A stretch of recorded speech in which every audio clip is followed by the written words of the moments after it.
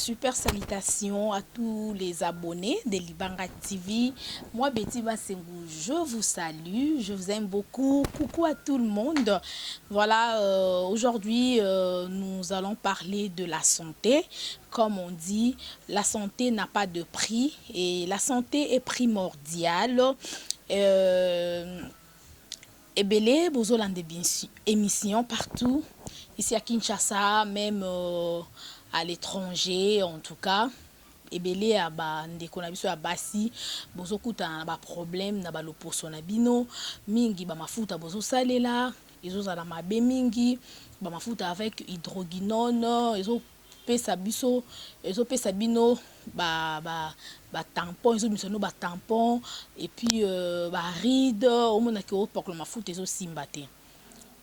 Cette émission, en tout cas, c'est une émission socio-culturelle, vous le savez très bien, mais toujours le belamingi makambo etali santé. Na émission oyo bote kolanda na lobela ki sur les hémorroïdes et puis na lobela ki pe makambo etali ko agrandir ki mobali. Donc ya ba papa ba ki sezali na centre na biso na commune ya Lemba ba ki sezali ya ba maladie nyonso. Hémorroïdes, infection, prostate, faiblesse sexuelle, éjaculation précoce, bakisi ya banduta, ya ba tampon, bakisi même mafuta kopakola, savon ya kopakola, ya kosokolela, toza na mafuta ya ba sorte nyonso ya bata pembe, bata mwindo. Oza mwindo ni poko mapembe, ekobeta rude, ekobeta o tampon te. Toza na mafuta, oza na besoin pour garder pembe na yo kaka neti kwa Betty Bassengou. Donc onde bomo na ngai na te ni maquillage, donc ni faux de teint ni poudre. Preuve papier mouchoir yango yo. Donc pour na bandeko bozolanda ngai boni bomoni papier mouchoir toujours pembe. Na pangosi na ni poudre ni faux de teint. Donc elongi nange za normal. Donc nakoko bima même de naza boy. Naza toujours jolie, toujours belle. Mais la sali na te maquillage te. Pour na bande comme susu ya basi pour abima na nzela il faut abilika poudre belé. Bamsusu batiaka ata 5 couches azui non poudre tena se azui faux de teint maille faux de teint ya poussière azui tala ba couche belé po nini azobanga tampon emonana te. Mais ngane naza boy nako tambola boy 2 fois pe na tambola na naturel sans maquillage comme l'émission Lilo l'émission msupe na salaka nazala pe sans maquillage.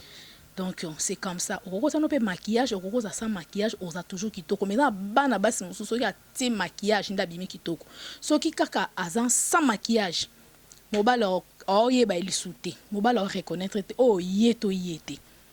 Donc il faut air moko kozaka naturel. Alors il faut koyeba mafuta nini ori kosalila. Ah na centre na biso tozana ba mafuta nyonso, ba mafuta sans hydroquinone, ba mafuta wa ta opakoli yango orobelaka orobeta tampote et kobe biso pete loko ba mafuta msuza ko esali o batache ba loto ne longi non. Betty Bassengou depuis azala Betty Bassengou ti lelo naza toujours bongo. Tobotama pembe bobika ndeza ba mafuta msuza ko tobotama na o pembe me o pakola mafuta bebi so komiso mwindo.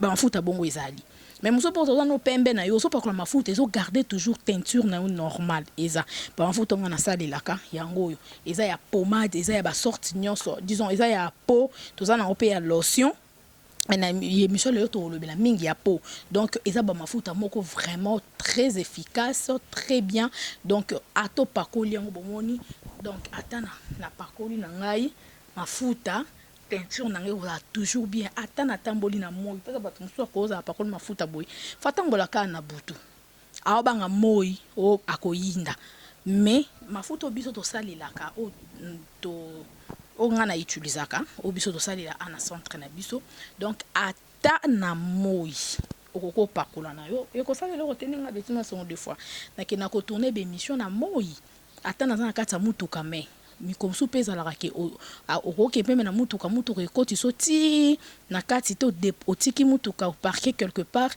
o avancer makolo okesa les missions mikomsu pe koza te na tambola na nga makolo mikomsu pe koza na car mais moi ezozwa yo pe atoza pe makolo pe moi ezozwa yo na bimaka 2 fois mais na tambola na nga l'aise na moi n'a un problème mon côté au nduta au tampon et le mon côté donc bande ko bozolanda biso ana Kinshasa numéro est affiché anytime. Je suis disponible, on a besoin de ma foot na yo. Et on a pris mon abordable. So ko bengi biso numéro wana. Okoyo zo ma foot na yo. Ata bande ko bolanda so di banda mboka o na poto. On a besoin de ma foot. To rotinde la yango to tinde la bande ko. So dernièrement to tinde la maman Marie azana à Paris. Maman wana azana poto mais apakola ma foot yo tana kin. Teinture neza toujours kitoko. Takana malila poto lisusu. Okasa mundele maza mundele te. Congolaise. Asalela botika na ko salela mafuta mususu no bosalela salela wana ya ba hydroquinone wana ote pona ba senti na poto non salela mafuta oyo eza nango mafuta sans hydroquinone mais ezotelisa pe pona ba modèle oyo na centre la biso bazo sala ba mafuta a base ka ya ba fruits na ba émission prochaine bokomona et cause la même kaka orange oyo musoka poso kaka ya orange poso ya banane eza kisi munene belé baye ba ngote mais biso na centre na biso awa to yebi nini makambu ele kaka donc ba maman même ba papa oza bezo poko maman ka te po ba papa mususu ye a ze sokoli alatika maman sans pas que le mafuta on mona ba tenti mutu mso na poto kasada na kisensu to asa soki na kimbateke to asa soki na malueka mais asa na poto tentir ma pe nem susukutu ngana na Congo awa na kin na leki même yaza na poto pour ni apakola mafuta to ngana apakola mafuta te na ke kayu oui c'est bien bon ko lukambongo mais teinture peut faire la bien oza na poto faut la saper mutu ko na poto mobali faut en teinture kitoko moi parfum bien au lati kitoko donc mafuta na yo peut pakoli teinture ne la bien moi si pe teinture a bien mutu musu pe ku akobanga yo ka lero mona ka aspect na yo abangi yo mbala moko pona ni parce que o utilizaka mafuta ya kitoko leo to lobela mingi plus ba mafuta kaka ba mafuta oto pakolaka eza ba mafuta mususu tango pakolango bo et détruit corps na yo et baby si on zoto mais eza ba mafuta tango pakolango bo sentir que teinture no eza kitoko et ko baby sa yo te tioko koma mukolo donc tozana ngo aba mafuta sans inconvénient donc ils en a ba effet mon côté ba conséquence mon côté okoko pakolango anytime oko zwana ata o tampon mon côté donc to e bandengini to ko salila ba mafuta na tongo ulamuki deka za mutu nyonso ava abima sa makamio so directement au côté na douche au sokoli au pakul mafuta na yo okay kayu na poko apele royer au sokoli au pakul mafuta na olali donc au sentir que mafuta ils ont peso teinture moko ya bien alors vous avez besoin de commander mafuta numéro affiché c'est mon numéro privé na WhatsApp au komelinga mon numéro personnel aussi so komelinga ito tindelo mafuta ekoya na poste ekokomelo na ndaku monique et osala yo bien bande kona biso ya basi bilongezo beba surtout na kintale bele batondi da ba mama ba bien ba mama onja donc sentir que ba tampon et baby ça déjà longi o kota la mutu sous deux fois totaka mutu ka boy o ka ke betela ki eto nini eza ka ke teza mafuta pakola ki ya mabe